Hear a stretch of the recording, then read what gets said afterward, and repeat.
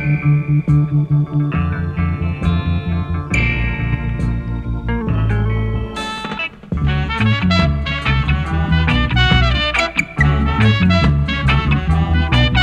this is not something new, you know. So this is something that they've known a long time. This new study that Dr. Constance Lindsay at UNC and some researchers at Johns Hopkins University, they were looking at the long term. Short term, they've known about this for a long time. They know if a black student, same race teachers, particularly black students, particularly black boys, one, because black children are more sensitive to the teacher's expectations than white children, right? Because they are constant. We're talking about like the psyche and how they've been just bombarded with messages that you're less than. Then this authority figure, usually the one that they spend the most time outside of their own family is the teacher. And so they're extremely sensitive to the teacher's expectations, right? But they've known the short term that, same race teacher, black child will have more access to gifted and honors classes.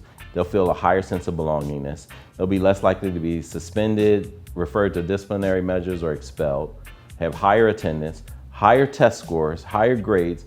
All of that has been known, right? But folks aren't doing it, people talk about it because people like to talk. People like to philosophize, right? And so this long-term piece where by third grade, black child, 39% less likely to drop out. 39%, so almost 40% less likely to drop out. You have two, you are 32% more likely to go to college. Those two numbers is not, for some reason, like that still hasn't warranted the amount of action. We see some traction now. There people are trying to move, but this came out a little while ago, right? And the short term, again, people have known that for a long time. So when you look at the cities, SHOT report comes out, every year talking about the dropout rate and the graduation rates, right? The college readiness rates, the amount of black kids who start in ninth grade and who end up graduating from college. Those numbers are dismal. You could fit them in this classroom. Philadelphia, as large as this city is, right? Like you can fit them in this classroom. And so that's extremely problematic.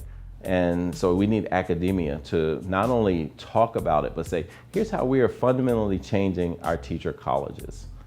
How to recruit and retain students. How do we incent it so that people are understanding like, hey, yes, I want to teach, and here's how I'm going to be able to support it in navigating this road, right? College is still expensive. Costs are continuing to rise. When we talk about like the poverty level of a lot of people of color, first generation college goers, this is a whole new bill that your family hasn't even experienced before, right? So you're already just like treading water. Now you got this other bill of books and transportation and fees and food and meal plans. All of this stuff is new, right? And so then, so we need teacher colleges to, one, make sure that they are recruiting and retaining, but also offer scholarships, right? Like say, like, show me what's important to you. Show me the studies that you respect and invest in the results. When people act or choose to act in a certain way, like I'm at the age now where I don't just assume that they don't know better. It's often what I found is it's a choice and their priorities are different. They just have different priorities. Like, so 40% less likely to drop out, like that's great. It's not a priority. Right? And they're like, what, y'all don't live in my neighborhood. I don't have to see y'all. I get paid to think about y'all and talk about you and write about you and study you, but it doesn't touch me personally.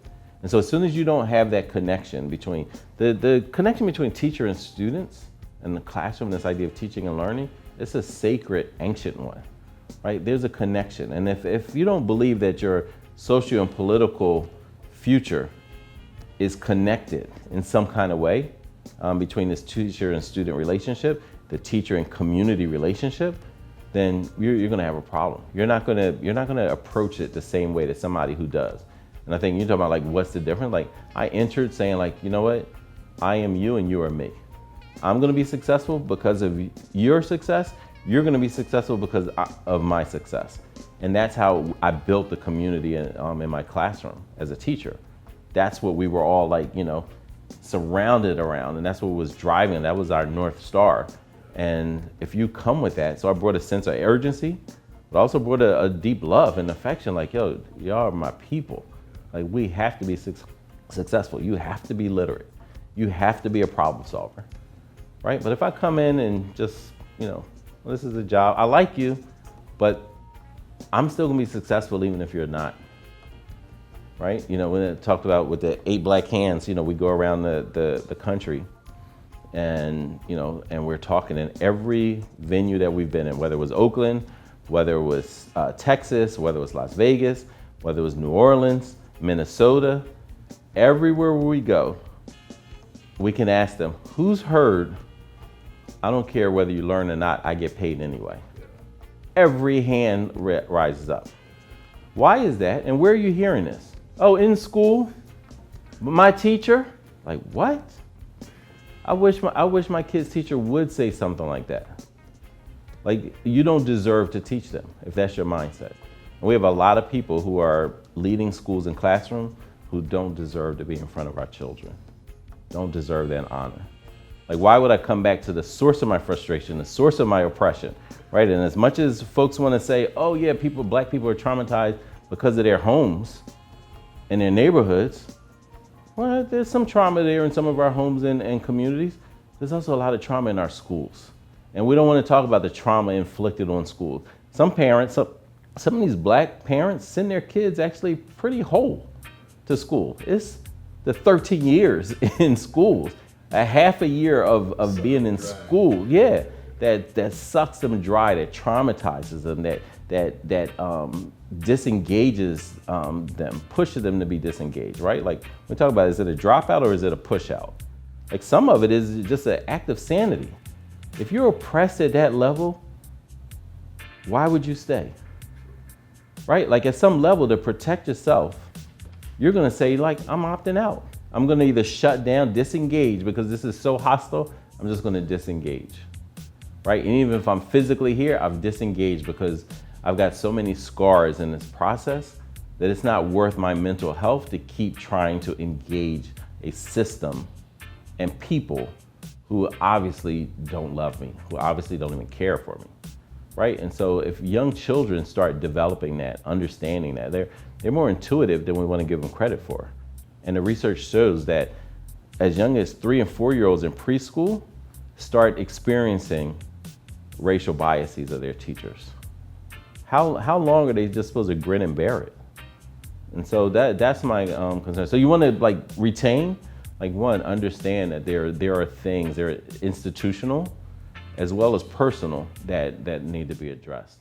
Thank you so much for watching I Never Knew TV. Please subscribe, comment, yay!